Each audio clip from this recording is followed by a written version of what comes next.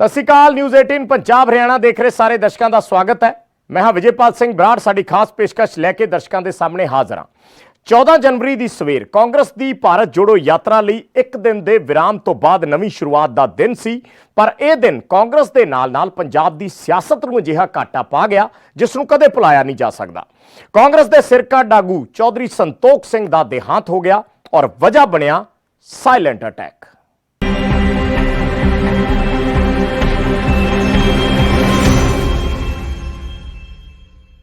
Congress MP Chaudhary Santokh Singh का दिल का दौरा पैन कारण देहांत हो गया। भारत जोड़ो यात्रा के दौरान अचानक उन्होंने सेहत विगड़ी ते वो मौत के मूँह चले गए। जद्दी पिंड धालीवाल उन्हों का अंतिम संस्कार किया जाएगा।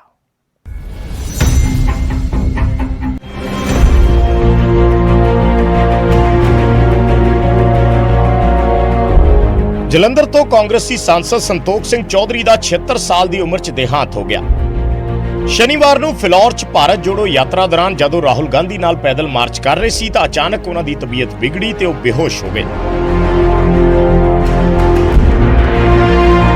ਉਹਨਾਂ ਨੂੰ ਹਸਪਤਾਲ ਲਿਜਾਇਆ ਗਿਆ ਪਰ ਡਾਕਟਰਾਂ ਨੇ ਉਹਨਾਂ ਨੂੰ ਮ੍ਰਿਤ ਐਲਾਨ ਦਿੱਤਾ।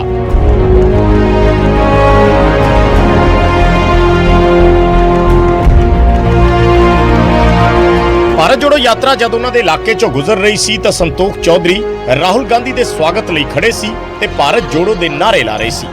जोड़ो जोड़ो जोड़ो जोड़ो जोड़ो जोड़ो। जदों इत्थों राहुल गांधी नाल पैदल चले तो कुछ ही मिनटां बाद बेहोश हो गए। कल मेरे को परिवार ने फैसला किया कि अंतिम संस्कार कल 11 बजे उनके गांव में, जहां उनका पुराना गांव है, वहां पर होगा। संतोख सिंह चौधरी जलंधर तो मौजूदा सांसद सन, पंजाब के वड्डे दलित आगू सन। सियासी सफर की शुरुआत उन्होंने यूथ कांग्रेस तो की, जिसके 1978 चो वाइस प्रेजिडेंट बने। 2014 च भी वो सांसद रह चुके ने।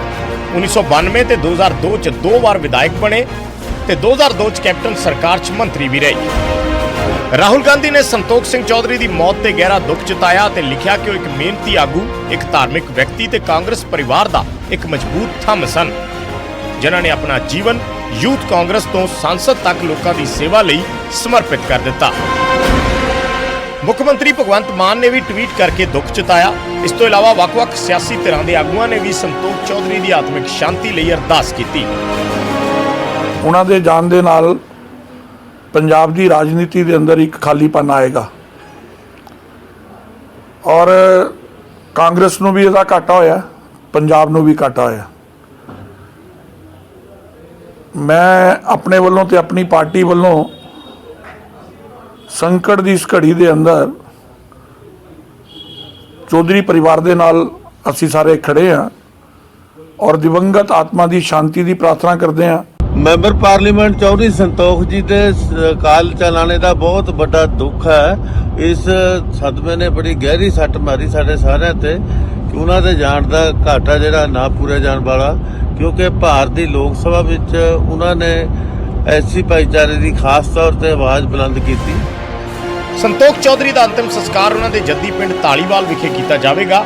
ਫਿਲਹਾਲ ਭਾਰਤ ਜੋੜੋ ਯਾਤਰਾ ਨੂੰ ਵੀ 24 ਘੰਟੇ ਲਈ ਰੋਕ ਦਿੱਤਾ ਗਿਆ ਹੈ। Bureau report news 18 Punjab.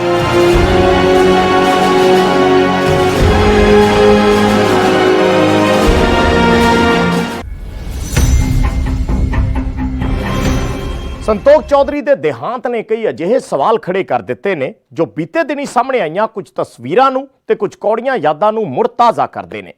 लंघे तकरीबन 1 साल ते जे झात मारीए तां कई अजिहे चेहरे ने जिहड़े कार्डियक अरेस्ट के शिकार होए ने।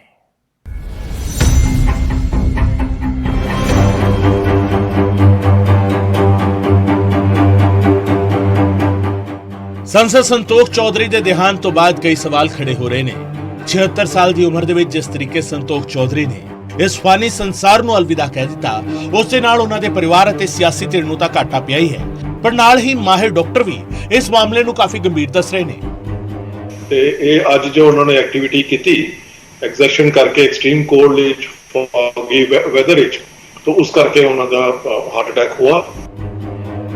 कार्डियक अरेस्ट की वजह करके उगे सियासी आगू संतोख चौधरी की मौत अजिहा इकल्ला मामला नहीं है। ਕਈ ਹੋਰ ਦਿੱਗਜ ਸਿਤਾਰਿਆਂ ਦੀ ਜਾਨ ਕਾਰਡੀਅਕ ਅਰੈਸਟ ਜਾਂ ਹਾਰਟ ਅਟੈਕ ਦੀ ਵਜ੍ਹਾ ਕਰਕੇ ਹੋਈ। ਹੈਰਾਨੀ ਦੀ ਗੱਲ ਇਹ ਹੈ ਕਿ ਇਹਨਾਂ ਚੋਂ ਕਈ ਸਿਤਾਰੇ ਤਾਂ ਅਜਿਹੇ ਸੀ ਜਿਹੜੇ ਫਿਟਨੈਸ ਕੌਨਸ਼ੀਅਸ ਸੀ ਅਤੇ ਜਿਮ ਵਿੱਚ ਉਹਨਾਂ ਨੂੰ ਕਾਰਡੀਅਕ ਅਰੈਸਟ ਹੋਇਆ। ਬਾਲੀਵੁੱਡ ਤੋਂ ਲੈ ਕੇ ਟੀਵੀ ਇੰਡਸਟਰੀ ਦੇ ਇਹਨਾਂ ਸਿਤਾਰਿਆਂ ਦੇ ਬਾਰੇ ਤੁਹਾਨੂੰ ਦੱਸਦੇ ਹਾਂ। ਸਭ ਤੋਂ ਪਹਿਲਾਂ ਗੱਲ ਕਰਦੇ ਹਾਂ KK ਦੀ। ਬਾਲੀਵੁੱਡ 뮤직 ਕੰਪੋਜ਼ਰ ਅਤੇ ਗਾਇਕ KK ਬੀਤੇ ਵਰੇ 뮤직 ਕੰਸਰਟ ਦੇ ਦੌਰਾਨ ਕਾਰਡੀਅਕ ਅਰੈਸਟ ਦੀ ਵਜ੍ਹਾ ਕਰਕੇ ਮੌਤ ਦਾ ਸ਼ਿਕਾਰ ਹੋਏ ਸਨ। 53 ਸਾਲਾਂ ਦੇ KK 31 ਮਈ ਨੂੰ ਕੋਲਕਾਤਾ ਵਿੱਚ ਪਰਫਾਰਮ ਕਰ ਰਹੇ ਸਨ ਜਦੋਂ ਉਹਨਾਂ ਨੂੰ ਕਾਰਡੀਅਕ ਅਰੈਸਟ ਹੋਇਆ। ਉਹਨਾਂ ਨੂੰ ਫੌਰਨ ਦੱਖਣ ਕੋਲਕਾਤਾ ਦੇ ਇੱਕ ਪ੍ਰਾਈਵੇਟ ਹਸਪਤਾਲ ਵਿੱਚ ਲਿਜਾਇਆ ਗਿਆ, ਪਰ ਡਾਕਟਰਾਂ ਨੇ ਉਹਨਾਂ ਨੂੰ ਮ੍ਰਿਤ ਐਲਾਨ ਦਿੱਤਾ। KK ਦੀ ਰੋਮਾਂਟਿਕ ਸੌਂਗਸ ਤੇ ਤਗੜੀ ਪਕੜ ਸੀ। 3 ਦਹਾਕੇ ਤੋਂ ਵੱਧ ਵਕਤ ਤੱਕ ਸੰਗੀਤ ਪ੍ਰੇਮੀਆਂ ਨੂੰ ਆਪਣੀ ਆਵਾਜ਼ ਦੇ ਨਾਲ ਉਕੀਲਦੇ ਰਹੇ ਸਨ। KK ਤੋਂ ਬਾਅਦ ਗੱਲ ਕਰਦੇ ਹਾਂ ਛੋਟੇ ਪਰਦੇ ਦੀ। ਭਾਬੀ ਜੀ ਘਰ ਪਰ ਹੈ। ਇਸ ਲੜੀਵਾਰ ਦੇ ਵਿੱਚ ਮਸ਼ਹੂਰ ਮਲਖਾਨ ਦਾ ਕਿਰਦਾਰ ਨਿਭਾਉਣ ਵਾਲੇ ਦੀਪੇਸ਼ ਭਾਨ ਦੀ ਮੌਤ 41 ਸਾਲ ਦੀ ਉਮਰ ਵਿੱਚ ਹੋਈ। 23 ਜੁਲਾਈ 2022 ਨੂੰ ਉਹਨਾਂ ਨੂੰ ਕ੍ਰਿਕਟ ਖੇਡਦਿਆਂ ਕਾਰਡੀਅਕ ਅਰੈਸਟ ਆਇਆ। 3 ਸਾਲ ਪਹਿਲਾਂ ਹੀ ਉਹਨਾਂ ਦਾ ਵਿਆਹ ਹੋਇਆ ਸੀ। ਦੀਪੇਸ਼ ਭਾਨ ਤੋਂ ਬਾਅਦ ਗੱਲ ਰਾਜੂ ਸ਼੍ਰੀਵਾਸਤਵ ਦੀ। ਕਾਮੇਡੀਅਨ ਰਾਜੂ ਸ਼੍ਰੀਵਾਸਤਵ ਜਿਮ ਵਿੱਚ ਸਨ ਜਦੋਂ 10 ਅਗਸਤ 2022 ਨੂੰ ਵਰਕਆਊਟ ਦੌਰਾਨ ਉਹਨਾਂ ਨੂੰ ਕਾਰਡੀਅਕ ਅਰੈਸਟ ਹੋਇਆ ਅਤੇ ਉਸ ਤੋਂ ਬਾਅਦ 41 ਦਿਨਾਂ ਤੱਕ ਉਹਨਾਂ ਨੂੰ ਵੈਂਟੀਲੇਟਰ ਤੇ ਵੀ ਰੱਖਿਆ ਗਿਆ। ਪਰ 59 ਸਾਲ ਦੀ ਉਮਰ ਦੇ ਵਿੱਚ 21 ਸਤੰਬਰ 2022 ਨੂੰ ਰਾਜੂ ਵੀ ਇਸ ਸੰਸਾਰ ਨੂੰ ਅਲਵਿਦਾ ਕਹਿ ਗਏ। ਅਦਾਕਾਰਾ ਤਬਸੁਮ ਦਾ ਦੇਹਾਂਤ ਵੀ 78 ਸਾਲਾਂ ਦੀ ਉਮਰ ਦੇ ਵਿੱਚ 18 ਨਵੰਬਰ 2022 ਨੂੰ ਕਾਰਡੀਅਕ ਅਰੈਸਟ ਦੀ ਵਜ੍ਹਾ ਕਰਕੇ ਹੋਇਆ। ਉਹਨਾਂ ਨੂੰ ਫੌਰਨ ਹਸਪਤਾਲ ਲਿਜਾਇਆ ਗਿਆ, ਪਰ ਉਹ ਜ਼ਿੰਦਗੀ ਦੀ ਜੰਗ ਹਾਰ ਚੁੱਕੇ ਸਨ। ਸਿਰਫ ਬਾਲੀਵੁੱਡ ਹੀ ਨਹੀਂ ਸਗੋਂ ਬੰਗਾਲੀ ਅਦਾਕਾਰਾ ਐਂਡਰੀਲਾ ਸ਼ਰਮਾ ਦਾ ਵੀ ਬ੍ਰੇਨ ਸਟ੍ਰੋਕ ਅਤੇ ਕਾਰਡੀਅਕ ਅਰੈਸਟ ਦੀ ਵਜ੍ਹਾ ਕਰਕੇ ਸਿਰਫ 24 ਸਾਲ ਦੀ ਉਮਰ ਦੇ ਵਿੱਚ ਦੇਹਾਂਤ ਹੋ ਗਿਆ ਸੀ। ਐਂਜੀਲਾ ਨੂੰ ਮਲਟੀਪਲ ਕਾਰਡੀਅਕ ਅਰੈਸਟ ਆਏ ਸਨ ਅਤੇ ਹਾਰਟ ਅਟੈਕ ਆਉਣ ਤੋਂ ਬਾਅਦ ਅਦਾਕਾਰਾ ਦਾ ਡਾਕਟਰ ਨੇ ਕਾਰਡੀਓਪਲਮੋਨਰੀ ਰਿਸਸਟੇਸ਼ਨ ਵੀ ਕੀਤਾ ਸੀ, ਪਰ ਉਹ ਜ਼ਿੰਦਗੀ ਦੀ ਜੰਗ ਹਾਰ ਗਈ। ਮਹਾਭਾਰਤ ਦਾ ਭੀਮ ਦਾ ਕਿਰਦਾਰ ਨਿਭਾਉਣ ਵਾਲੇ ਪ੍ਰਵੀਨ ਸੋਬਤੀ ਵੀ ਕਾਰਡੀਅਕ ਅਰੈਸਟ ਦੀ ਵਜ੍ਹਾ ਕਰਕੇ 7 ਫਰਵਰੀ 2022 ਨੂੰ ਇਸ ਫਾਨੀ ਸੰਸਾਰ ਨੂੰ ਅਲਵਿਦਾ ਆਖੇ ਸਨ। ਸੋ ਕਾਰਡੀਅਕ ਅਰੈਸਟ ਦਾ ਇਹ ਸਾਇਲੈਂਟ ਅਟੈਕ ਸਾਰਿਆਂ ਦੇ ਲਈ ਕਿਸੇ ਨਾ ਕਿਸੇ ਰੂਪ ਵਿੱਚ ਖਤਰਨਾਕ ਸਾਬਿਤ ਹੋਇਆ ਹੈ। Bureau report, news 18 Punjab.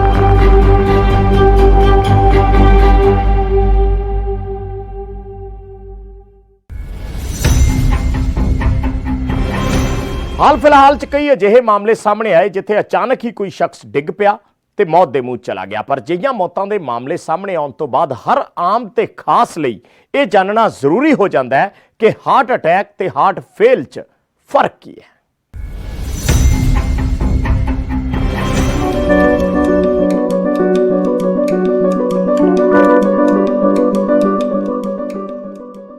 ਦਿਲ ਆਖਿਰ ਚੱਲਦਾ ਚੱਲਦਾ ਕੰਮ ਕਰਨਾ ਕਿਉਂ ਬੰਦ ਕਰ ਦਿੰਦਾ ਹੈ? ਔਰ ਪਿਛਲੇ ਕੁਝ ਸਮਾਂ 'ਚ ਅਸੀਂ ਦੇਖਿਆ ਹੋਣਾ ਕਿ ਕਾਫੀ ਜਵਾਨ ਮੌਤਾਂ ਵੀ ਹਾਰਟ ਅਟੈਕ ਜਾਂ ਕਾਰਡੀਅਕ ਅਰੈਸਟ ਕਾਰਨ ਹੋਈਆਂ ਨੇ।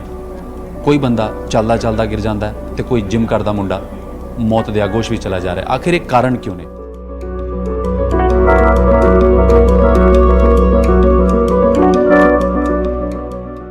ਸਭ ਤੋਂ ਪਹਿਲਾਂ ਤਾਂ ਇਹ ਪਤਾ ਹੋਣਾ ਚਾਹੀਦਾ ਹੈ ਕਿ ਦਿਲ ਦੀ ਸਮੱਸਿਆ ਨਾਲ ਜੂਝ ਰਹੇ ਜਾਂ ਫਿਰ ਅਚਾਨਕ ਛਾਤੀ ਦੇ ਦਰਦ ਦੀ ਸ਼ਿਕਾਇਤ ਵਾਲੇ ਵਿਅਕਤੀ ਨੂੰ ਸਮੱਸਿਆ ਕਿਸ ਕਿਸਮ ਦੀ ਆ ਰਹੀ ਹੈ, ਯਾਨੀ ਕਿ ਦਿਲ ਦਾ ਦੌਰਾ ਹੈ ਜਾਂ ਫਿਰ ਕਾਰਡੀਅਕ ਅਰੈਸਟ।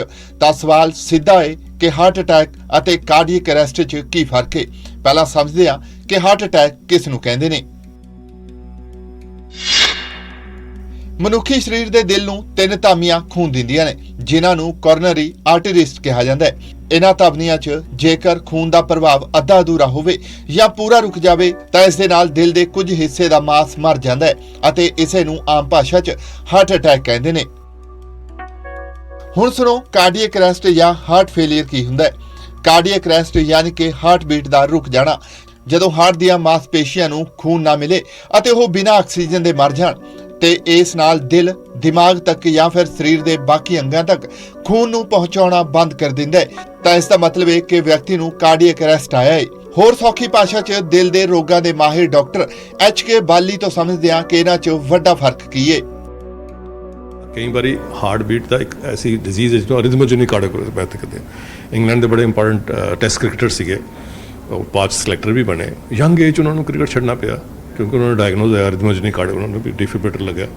ਤਾਂ ਇਹ ਬਿਮਾਰੀਆਂ ਜਿਹੜੀਆਂ ਮਲਟੀਪਲ ਕਾਰਨ, ਕਈ ਵਾਰੀ ਦਵਾਈਆਂ ਕਰਕੇ ਇਹ ਐਪੀਸੋਡ ਹੋ ਸਕਦਾ ਕਿ ਜਦ ਸਾਡੇ ਹਾਰਟ ਬੀਟ ਦੀ ਇਰੈਗੂਲਰ ਬੀਟ ਹੋ ਜਾਏ, ਕਾਮਨ ਮੈਡੀਸਨ ਕਰਕੇ ਵੀ। ਤਾਂ ਕਾਰਨ ਕਾਫੀ ਹੈਗੇ, ਬਟ ਇੰਪੋਰਟੈਂਟ ਸਭ ਤੋਂ ਅਗਰ ਅਸੀਂ 100 ਮਰੀਜ਼ ਲਾਂਗੇ 100 ਤੋਂ 80% ਲੋਕਾਂ ਨੂੰ ਨਾੜੀ ਬੰਦ ਕਰਕੇ ਪ੍ਰੋਬਲਮ ਹੋਏਗੀ। ਨਾੜੀ ਬੰਦ ਹਾਂ ਤਾਂ ਦੈਟ ਇਜ਼ ਦ ਪ੍ਰੋਬਲਮ। ਇਹਦੇ ਵਿੱਚ ਇਹ ਵੀ ਫਰਕ ਸਮਝਣਾ ਚਾਹਾਂਗੇ ਕਿ ਹਾਰਟ ਅਟੈਕ ਤੇ ਕਾਰਡੀਅਕ ਅਰੈਸਟ 'ਚ ਕੀ ਡਿਫਰੈਂਸ ਨੇ? ਬੜਾ ਸਿੰਪਲ ਜਿਹਾ। This is what I was trying to say. Heart attack ਦਾ ਮਤਲਬ ਹੈ ਕਿ ਦਿਲ ਦੀ ਵੱਡੀ ਨਾੜੀ ਬੰਦ ਹੋਣ ਕਰਕੇ ਹਾਰਟ ਮਸਲ ਡੈਮੇਜ ਹੋ ਗਿਆ, ਜਿਹਨੂੰ ਅਸੀਂ ਇਨਫਾਰਕਸ਼ਨ ਕਹਿੰਦੇ। ਇਨਫਾਰਕਸ਼ਨ ਦਾ ਮਤਲਬ ਹੈ ਕਿ ਹਾਰਟ ਮਸਲ ਡੈਮੇਜ ਹੋ ਗਿਆ, ਉਹਨੇ ਕੰਮ ਕਰਨਾ ਬੰਦ ਕਰਤਾ, ਡੈਡ ਹੈ, ਮਸਲ ਡੈਡ, ਉਹਨੂੰ ਅਸੀਂ ਹਾਰਟ ਅਟੈਕ ਕਹਿੰਦੇ ਹਾਂ। ਤਾਂ ਮਾਹਿਰ ਡਾਕਟਰ ਸਿਰਫ ਫਰਕ ਹੀ ਨਹੀਂ ਕਾਰਨ ਵੀ ਦੱਸਦੇ ਨੇ।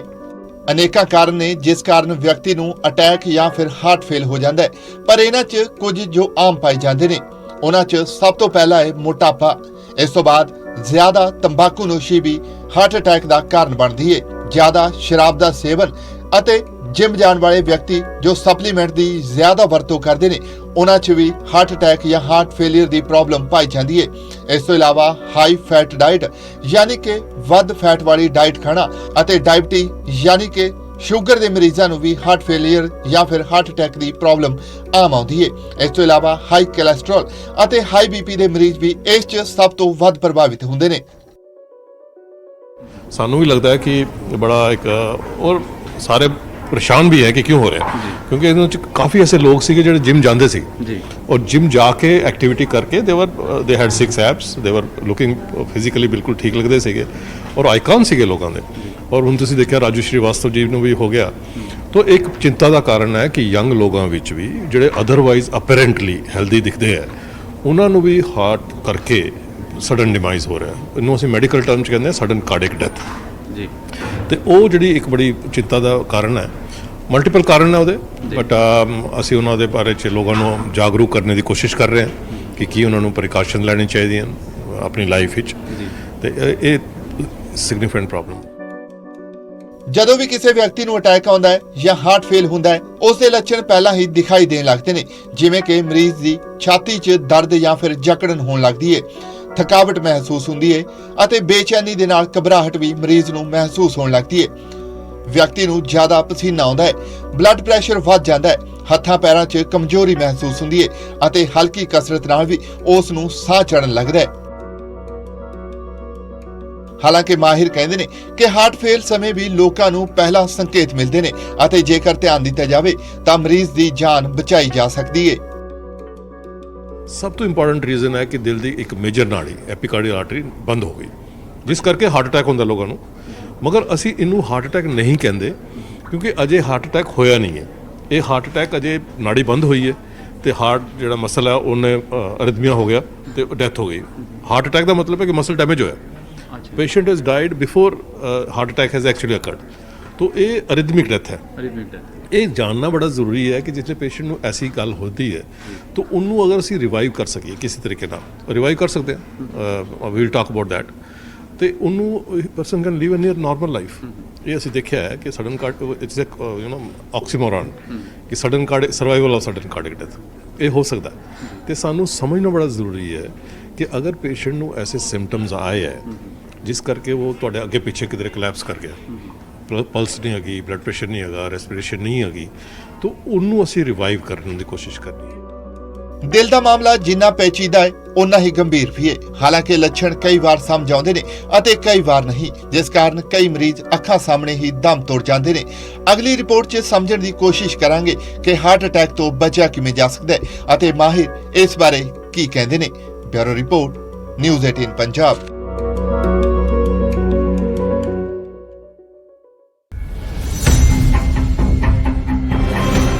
ਇਹਨਾਂ ਹਾਲਾਤਾਂ ਦਾ ਸਾਹਮਣਾ ਕਿਸੇ ਨੂੰ ਵੀ ਨਾ ਕਰਨਾ ਪਵੇ ਤੇ ਕੋਈ ਵੀ ਇੰਜ ਸਦੀਵੀ ਵਿਛੋੜਾ ਨਾ ਦੇ ਕੇ ਜਾਵੇ। ਇਸ ਲਈ ਜ਼ਰੂਰੀ ਹੈ ਕਿ ਕੁਝ ਹਦਾਇਤਾਂ ਜ਼ਿਹਨ 'ਚ ਰੱਖੀਆਂ ਜਾਣ। ਆਪਣੀ ਦੇਖਭਾਲ ਲਈ ਸਾਨੂੰ ਕੀ ਕੁਝ ਕਰਨਾ ਚਾਹੀਦਾ ਹੈ, ਇਸ ਰਿਪੋਰਟ 'ਚ ਦੇਖੋ।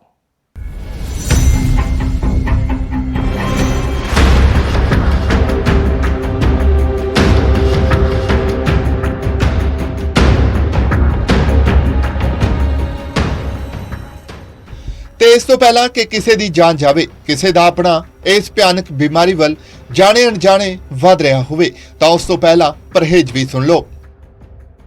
ਸਭ ਤੋਂ ਪਹਿਲਾਂ ਅਤੇ ਬੇहद ਜ਼ਰੂਰੀ ਹੈ ਆਪਣੇ ਵਜ਼ਨ ਨੂੰ ਕੰਟਰੋਲ 'ਚ ਰੱਖਣਾ।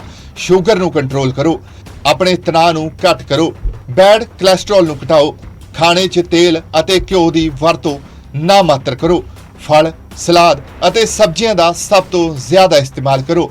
ਸਵੇਰ ਦੀ ਸੈਰ, ਯੋਗਾ ਅਤੇ ਹਲਕੀ ਕਸਰਤ ਬੇहद ਜ਼ਰੂਰੀ ਹੈ। ਸਮੇਂ-ਸਮੇਂ ਤੇ ਹੈਲਥ ਜਾਂਚ ਕਰਵਾਉਣਾ ਵੀ ਬੇहद ਲਾਜ਼ਮੀ ਬਣ ਜਾਂਦਾ ਹੈ। ਇਸ ਦੇ ਨਾਲ ਹੀ ਸਭ ਤੋਂ ਸੌਖਾ ਅਤੇ ਆਸਾਨ ਤਰੀਕਾ ਹੈ ਕਿ ਵਾਰ-ਵਾਰ ਪਾਣੀ ਪੀਓ।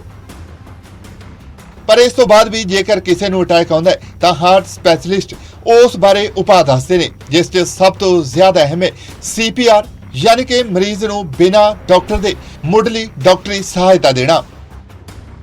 ਪੰਪ ਕਰਨ ਦਾ ਤਰੀਕਾ ਹੈਗਾ ਜੀ, ਦੇਖੋ ਇਹ ਆਪਣੇ ਇੱਥੇ ਇੱਕ ਹੱਡੀ ਹੁੰਦੀ ਹੈ, ਉਹਨੂੰ ਸਟਰਨਮ ਕਹਿੰਦੇ ਆ। ਇਹ ਮਿਡ ਲਾਈਨ ਹੁੰਦੀ ਹੈ ਬੋਡੀ ਦੀ। ਓਕੇ, ਠੀਕ ਹੈ।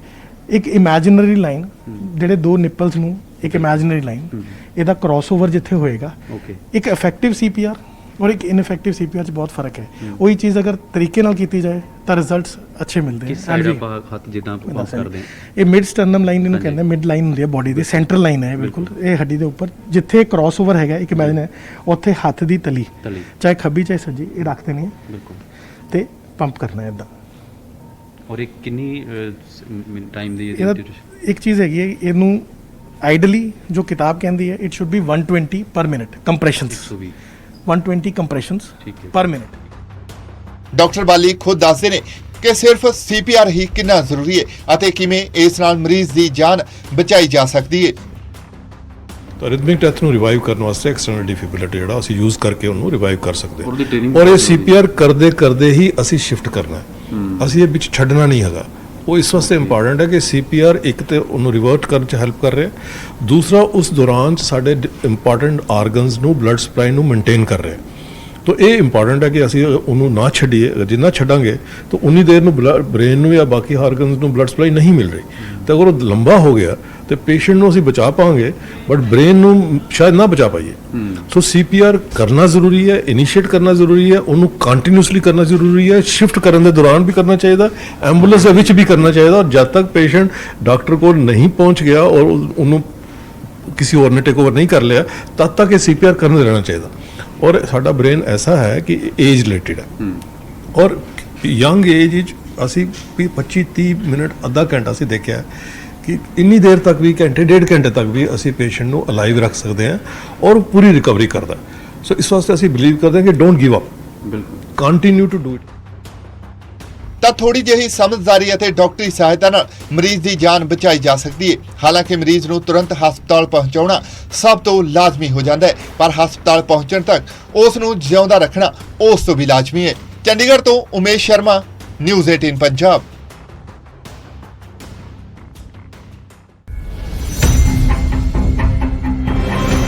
ਸੋ ਕਾਂਗਰਸ ਦੇ ਸਿਰਕੱਢ ਆਗੂ ਦੇ ਦੇਹਾਂਤ ਤੋਂ ਬਾਅਦ ਇਹ ਚਰਚਾ ਮੁੜ ਸ਼ੁਰੂ ਹੋ ਗਈ ਕਿ ਕਿਵੇਂ ਆਪਣੇ ਆਪ ਨੂੰ ਰੱਖਿਆ ਜਾਵੇ ਸੁਰੱਖਿਅਤ ਤੇ ਕਿਵੇਂ ਰੱਖਿਆ ਜਾਵੇ ਸਿਹਤ ਦਾ ਖਿਆਲ, ਕਿਉਂਕਿ ਇਹ ਕਾਰਡੀਅਕ ਅਰੈਸਟ ਅਸਲ 'ਚ ਹੈ ਸਾਇਲੈਂਟ ਅਟੈਕ। ਸੋ ਸਾਡੀ ਖਾਸ ਪੇਸ਼ਕਸ਼ 'ਚ ਫਿਲਹਾਲ ਇੰਨਾ ਹੀ। ਮੈਨੂੰ ਦਿਓ ਇਜਾਜ਼ਤ, ਧੰਨਵਾਦ।